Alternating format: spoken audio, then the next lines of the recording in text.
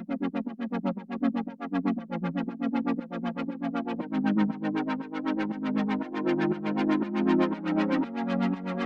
Everyone, मैं हूं कामरान चौधरी और आप देख रहे हैं केमिस्ट्री विद कामरान। हम लोग डिस्कस कर रहे थे रिएक्शंस ऑफ अल्केन्स को, जो कि आपकी क्लास 12 का चैप्टर नंबर 8 एलिफैटिक हाइड्रोकार्बन्स का 8.3.4 टॉपिक है। आप लोगों के लिए ये बताता चलूँ कि जिन लोगों ने इस चैप्टर के प्रीवियस लेक्चर्स नहीं देखे हुए तो आप चैनल पर जाएंगे, प्लेलिस्ट मौजूद है आपकी क्लास 12 के चैप्टर नंबर 8 एलिफैटिक हाइड्रोकार्बन्स की। वहाँ पर आपको तमाम के तमाम इस चैप्टर के प्रीवियस लेक्चर्स मिल जाएंगे। आज के लेक्चर में हम लोग रिएक्शंस ऑफ अल्केन्स का जो दूसरा रिएक्शन है ऑक्सीडेशन, वो डिस्कस करेंगे। पहला जो रिएक्शन था कंबस्टन ऑफ अल्केन्स, वो हमने बड़ा डिटेल से डिस्कस कर लिया था। यहाँ पर मैं आपको बता दूं कि ऑक्सीडेशन जो होता है उसको आप चार तरह से डिफाइन करते हैं, ठीक है। अब मैं सबसे पहले आपको ये क्लियर कर देता हूं कि उन चार तरीकों से कैसे आप ऑक्सीडेशन को डिफाइन करते हैं, और मैं एग्जांपल्स देकर भी आपको समझा देता हूं ताकि आपको ऑक्सीडेशन अच्छे से क्लियर हो जाए पहले। पहला जो वे है ऑक्सीडेशन को डिफाइन करने का, वो है oxidation in terms of electrons. Oxidation in terms of electrons को आप कैसे डिफाइन करते हैं? इसको कुछ आप इस तरह से डिफाइन करते हैं कि जी oxidation is the loss of electrons, ठीक है। इलेक्ट्रॉन्स का लूज होना, इलेक्ट्रॉन्स का निकल जाना किसी भी सब्सटेंस में से, उसको आप क्या बोलते हैं? ऑक्सीडेशन बोलते हैं। फॉर एग्जाम्पल, जैसे यहाँ पर आपके पास एक मेटल है सोडियम। अब मेटल की प्रॉपर्टी होती है जिसको आप इलेक्ट्रोपॉजिटिविटी बोलते हैं, कि उनकी प्रॉपर्टी होती है वो इलेक्ट्रॉन्स को क्या करती हैं? लूज करती हैं, ठीक है। अब सोडियम जो है उसका एटॉमिक नंबर 11 होता है, इसके वैलेंस शेल में एक इलेक्ट्रॉन होता है, तो ये अपने वैलेंस शेल में से एक इलेक्ट्रॉन लूज कर देती है और इस पर +1 चार्ज आ जाता है, ठीक है। इस तरह से सोडियम ने इलेक्ट्रॉन अपना लूज़ किया, इस पर +1 चार्ज आया। इसका मतलब ये है कि सोडियम क्या हो गया? ऑक्सीडाइज हो गया, सोडियम की ऑक्सीडेशन हो गई, ठीक है। तो ये तो था पहला मेथड ऑक्सीडेशन को डिफाइन करने का। अब दूसरी तरह से आप लोग कैसे ऑक्सीडेशन को डिफाइन करते हैं? Which is oxidation in terms of hydrogen. Oxidation in terms of hydrogen को आप कुछ इस तरह से डिफाइन करते हैं कि ऑक्सीडेशन क्या होती है? कि ऑक्सीडेशन इज द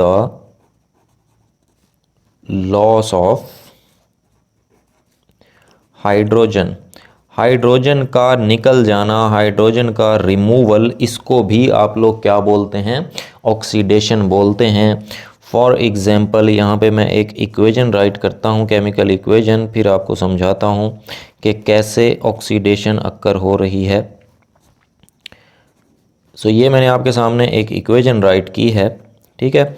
यहाँ पर हाइड्रोजन सल्फाइड को अगर आप कंपेयर करें प्रोडक्ट में मौजूद सल्फ़र के साथ, ठीक है। यहाँ पर आप देख रहे हैं कि हाइड्रोजन सल्फाइड से हाइड्रोजन रिमूव हो गई और क्या बन गया? सल्फ़र बन गया। तो क्या यहाँ पर अक्कर हो रही है? रिमूवल ऑफ हाइड्रोजन हो रही है। इस तरह से आप कह देंगे कि सल्फ़र जो है वो क्या हो रहा है? ऑक्सीडाइज हो रहा है, क्योंकि सल्फ़र के अंदर से क्या रिमूव हो रही है? हाइड्रोजन रिमूव हो रही है। इस तरह से सल्फ़र की क्या हो रही है? ऑक्सीडेशन हो रही है, ठीक है। एक और मेथड जो है ऑक्सीडेशन को डिफाइन करने का, वो क्या है? थर्ड जो मेथड है वो है oxidation in terms of oxygen.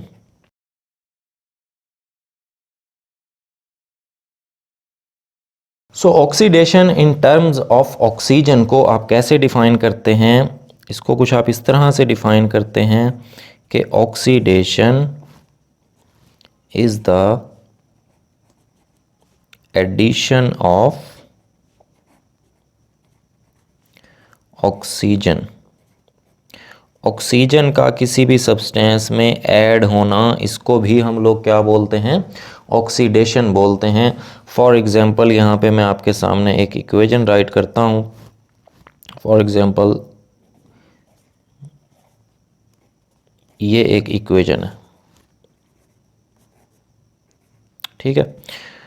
अब यहाँ पर आप देखें कि इस कार्बन को अगर आप कंपेयर करें इस कार्बन डाइऑक्साइड से, ठीक है, सो आपने देखा कि कार्बन के अंदर क्या चीज़ ऐड हो गई, ऑक्सीजन ऐड हो गई, और कार्बन किस में कन्वर्ट हो गया, कार्बन डाइऑक्साइड में कन्वर्ट हो गया। सो यहाँ पर बेसिकली क्या हो रहा है, यहाँ पर कार्बन के अंदर एडिशन ऑफ ऑक्सीजन हो रही है। सो इस वजह से आप लोग कह देंगे कि जी carbon is getting oxidized, carbon की क्या हो रही है, ऑक्सीडेशन हो रही है। ठीक है, सो ये था तीसरा मेथड ऑक्सीडेशन को डिफ़ाइन करने का। इसी तरह से जो फोर्थ मेथड है ऑक्सीडेशन को डिफ़ाइन करने का वो है oxidation in terms of oxidation state, या जिसको आप ऑक्सीडेशन नंबर भी बोलते हैं।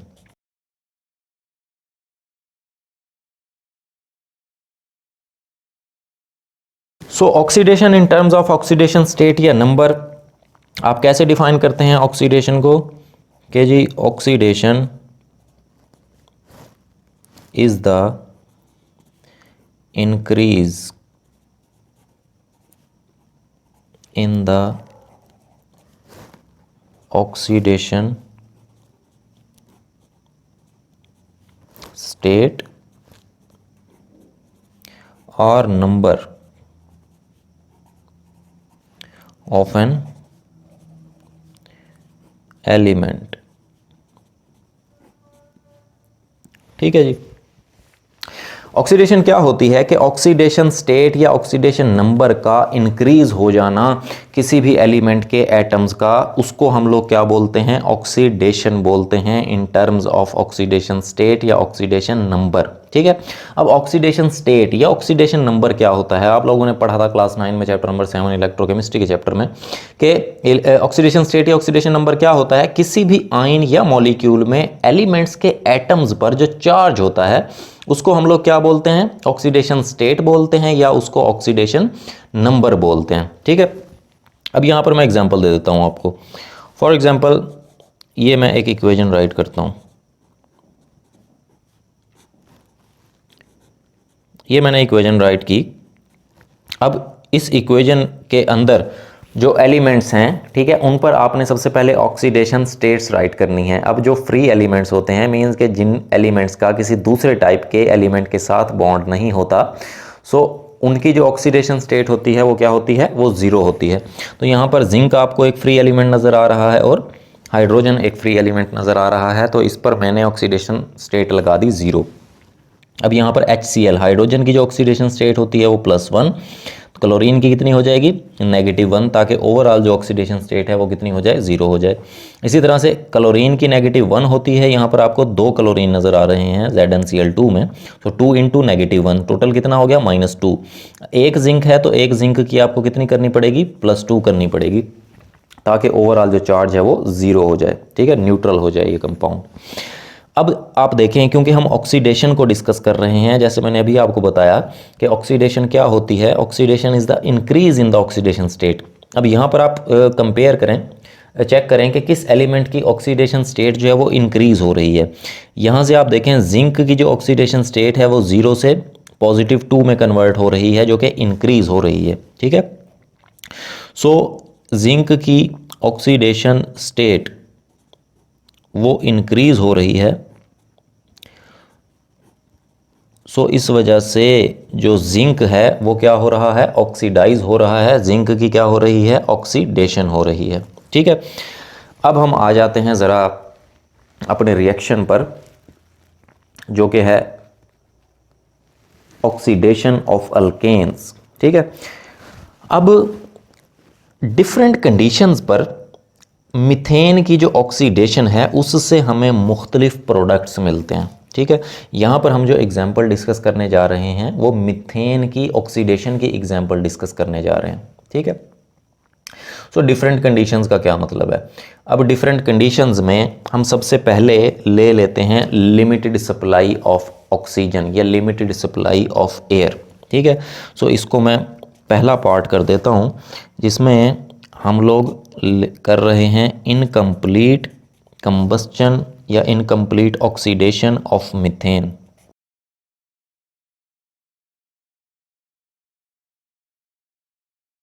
ओके, अब incomplete oxidation of methane, incomplete oxidation का क्या मतलब होता है कि द ऑक्सीडेशन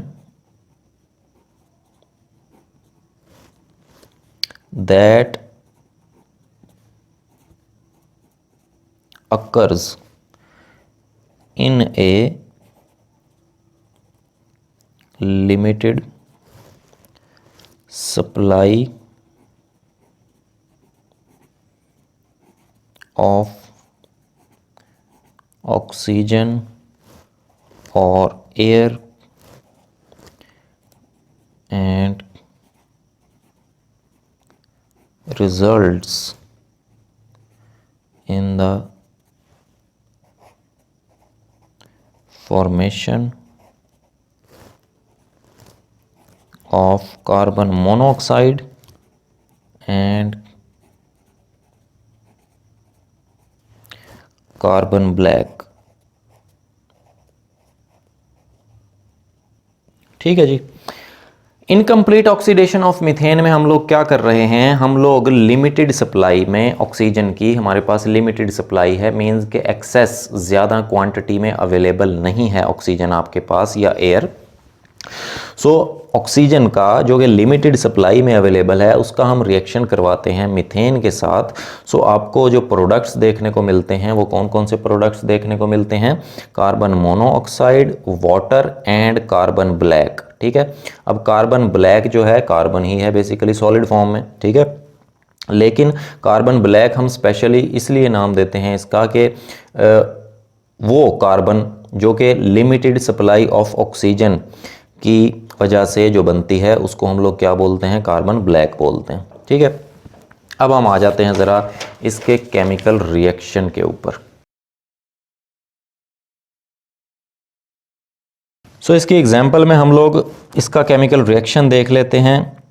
मीथेन जिसका फार्मूला होता है CH4, ये लिमिटेड सप्लाई ऑफ ऑक्सीजन के साथ रिएक्ट करेगा और हम इसको क्या प्रोवाइड करेंगे, फ्लेम प्रोवाइड करेंगे, हीट प्रोवाइड करेंगे और बनेगा क्या, कार्बन मोनोऑक्साइड, वाटर बनेगा एंड कार्बन ब्लैक बनेगा। साथ साथ हम इक्वेशन भी बैलेंस कर लेते हैं।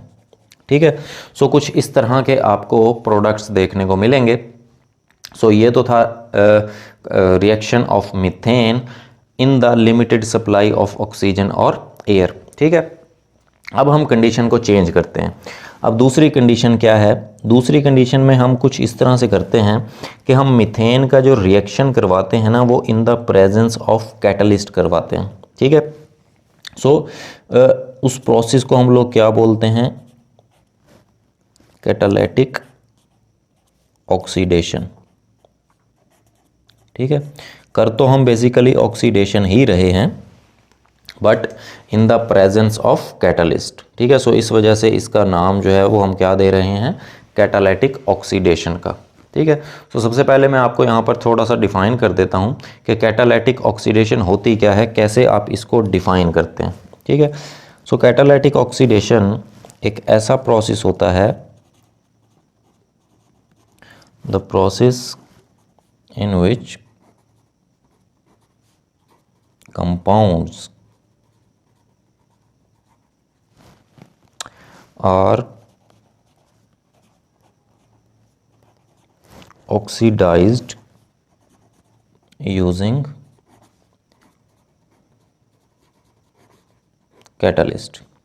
ठीक है, सो ये एक ऐसा प्रोसेस होता है कि जिहदे विच कंपाउंड्स जो हैं वो ऑक्सीडाइज होते हैं by using catalyst. Catalyst use करते हुए आप कंपाउंड्स की जो ऑक्सीडेशन करते हैं उसਨੂੰ बेसिकली की बोलते हैं, कैटालिटिक ऑक्सीडेशन। ठीक है, अब जब ज़्यादा टेम्परेचर और हाई प्रेशर पर मेटेलिक कैटलिस्ट की मौजूदगी में लोअर अल्केन्स को जलाया जाता है। लोअर अल्केन्स कौन से होते हैं, जिसमें number of carbon atoms come होते हैं, जैसे मिथेन एक कार्बन एटम होता है, इसी तरह इथेन 2 कार्बन एटम्स होते हैं उसमें, प्रोपेन में 3 कार्बन एटम होते हैं और ब्यूटेन में 4 कार्बन एटम्स होते हैं। ठीक है, सो इन जो अल्केन्स होती हैं, ये वाली जो अल्केन्स होती हैं इनको हम क्या बोलते हैं, लोअर अल्केन्स बोलते हैं। ठीक है, सो जब इनको ज़्यादा टेम्परेचर और हाई प्रेशर पर मेटेलिक कैटलिस्ट की मौजूदगी में लोअर अल्केन्स को जलाया जाता है तो बहुत से हम लोग यूज़फुल प्रोडक्ट्स बनाते हैं। ठीक है, अब वो हम देखेंगे कि कौन कौन से हमें प्रोडक्ट्स मिलते हैं जब हम लोअर अल्केन को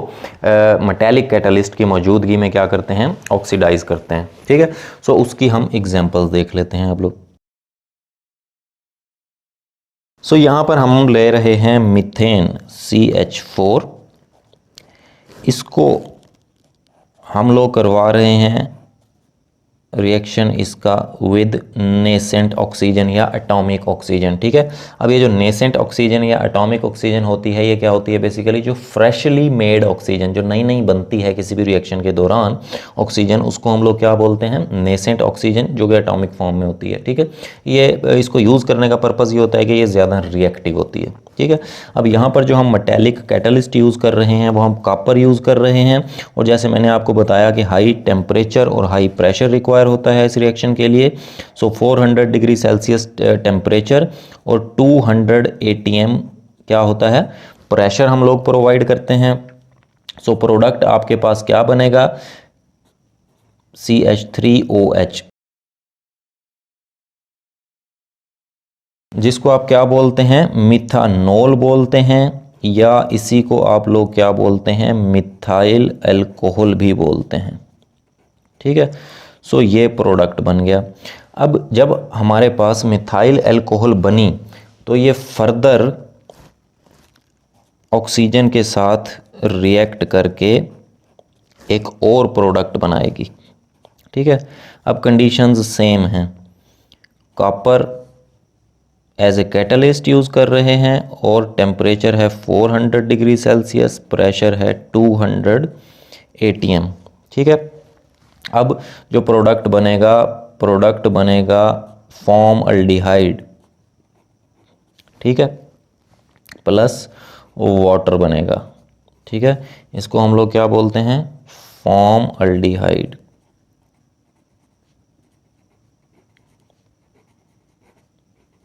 या इसको हम लोग क्या बोलते हैं, मिथानल भी बोलते हैं। सही हो गया जी।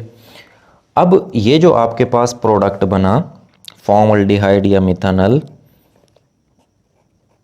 ये फर्दर ऑक्सीजन के साथ रिएक्ट करेगा, सेम कंडीशंस होंगी,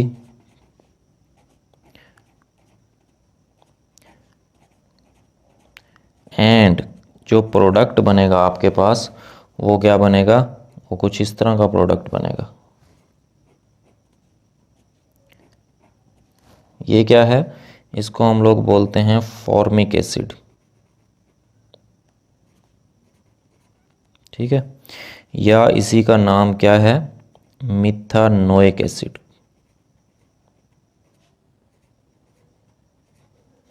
ठीक है जी। सो अभी तक आपने देख लिया कि हमारे पास ये मिथानॉल बन गया, फॉर्मल्डिहाइड बना और फॉर्मिक एसिड बना। अब ये फॉर्मिक एसिड जो है फर्दर ऑक्सीजन के साथ रिएक्ट करेगा और क्या बनेगा,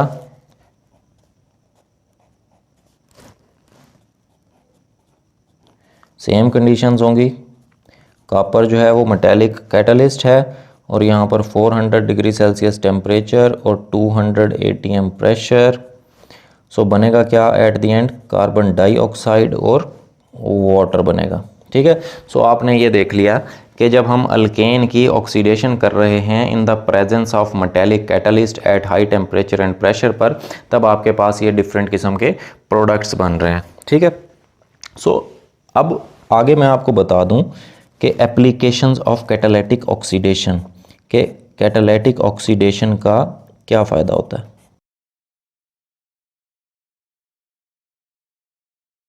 कैटालिटिक ऑक्सीडेशन जो होती है, it is used industrially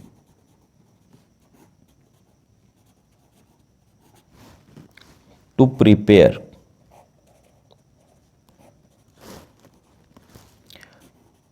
higher fatty acids used in soap and vegetable oil industries. ठीक है। जो कैटालिटिक ऑक्सीडेशन है वो इंडस्ट्रियली मींस के बड़े पैमाने पे फैटी एसिड्स की प्रिपरेशन के लिए यूज़ होता है। फैटी एसिड्स क्या होते हैं? बेसिकली कार्बोक्सिलिक एसिड्स ही होते हैं। ठीक है। अब वो जो फैटी एसिड्स होते हैं वो सोप और वेजिटेबल ऑयल इंडस्ट्रीज में यूज़ होते हैं। ठीक है। सो ये तो था आपका सेकंड रिएक्शन ऑफ अल्केन जो कि था ऑक्सीडेशन। होपफुली आपको बड़े अच्छे से क्लियर हो गया होगा। फिर भी अगर आप लोगों का कोई क्वेश्चन होता है देन आप नीचे कमेंट सेक्शन में मुझसे पूछ सकते हैं या मुझे पर्सनल ईमेल भी कर सकते हैं। अगर आपको वीडियो पसंद आई है देन चैनल को सब्सक्राइब जरूर कीजिएगा, वीडियो को लाइक किया करें, शेयर किया करें। Thank you very much.